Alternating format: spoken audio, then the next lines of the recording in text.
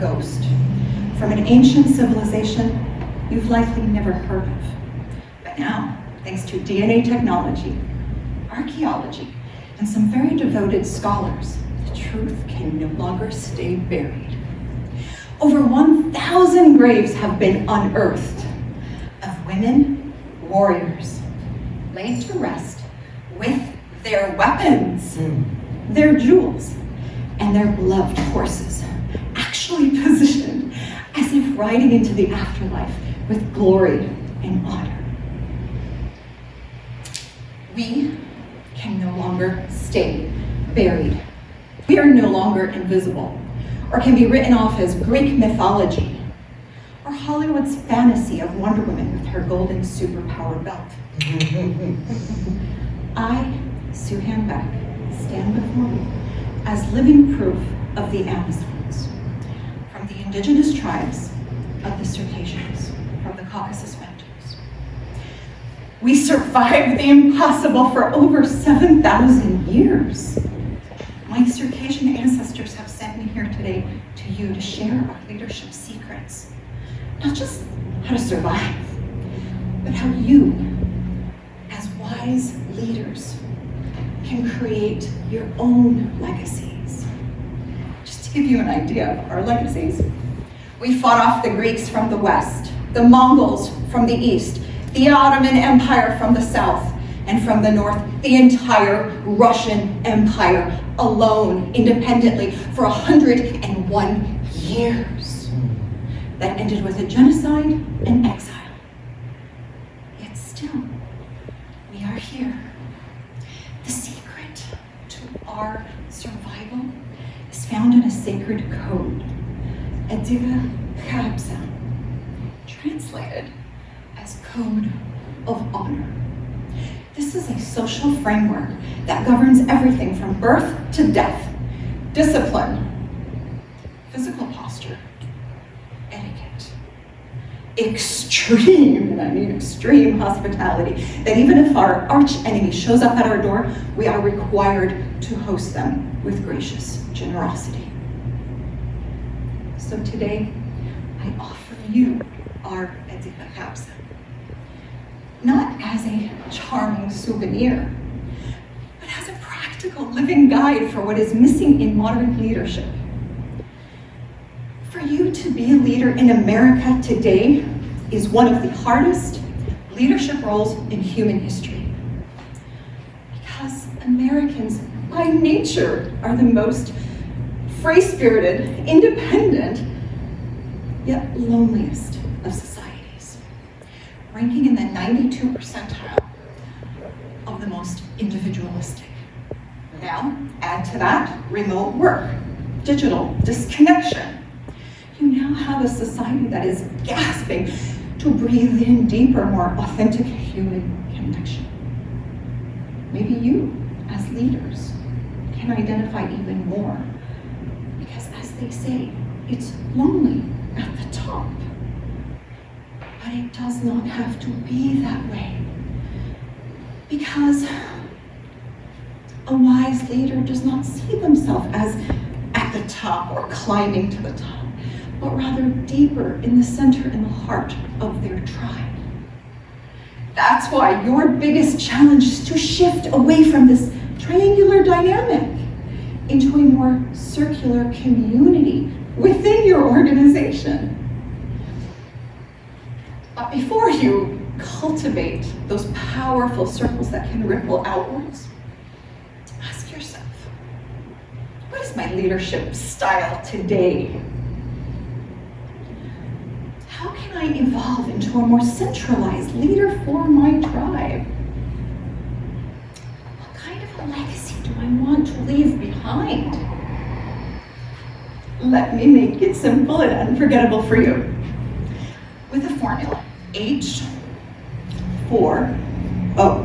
just like the H2O water molecule. But instead of 2 hydrogen molecules, you have 4 leadership molecules that start with the letter H. Honor, honesty, humility, humanity. These 4 leadership molecules get deposited every day into your circle. your O, your organization. Your code of honor has to flow naturally through every step, every micro expression, every just difficult decision. What about your posture? Even your posture. Does it show self-respect, yet still remain humble? It's a delicate balance. Do a few casual words slip out? Jokes that flirt with the edge? Undertones of passive aggressiveness. Those moments don't get unnoticed by the more sensitive or conservative members of your team. This erodes trust and respect. This creates toxic work cultures. Okay, now let's talk macro level strategy. A wise leader identifies their true enemy so that the whole team can unite to defeat them. Today, in corporate America, that enemy has already penetrated inside. They have done their job extraordinarily well for the past few years. They wear a badge. The badge says CYA, cover your. This is how CYA whispers to you. Shh, don't worry. Just as long as you meet minimum requirements within compliance of industry standards, check all the boxes, document trail, call it a day. Let risk assessment decide. Should you pull the product off the shelves or settle a few lawsuits out of court? NDAs for everyone. Don't worry, we've got the best PR firm. They'll rinse the scandal, spin the narrative, flush the bad press out with a flood of 5-star reviews online. It'll come out smelling like a rose in no time. Worst case scenario, we're insured. You've paid the E&O premiums, haven't you? It's the cost of doing business, baby.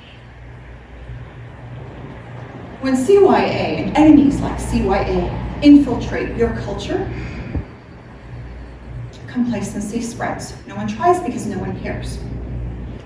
Let me give you a simple example. Let's take the personal care products industry, because that touches you and affects you every day. The global standards. Europe, Mideast, China, even Vietnam. They have banned 1,600 to 2,600 ingredients that they deem unsafe.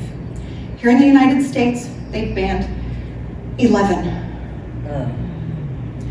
This is why my ancestors have sent me here to you with this urgent message. You have not been called to do the minimum. You are called to elevate.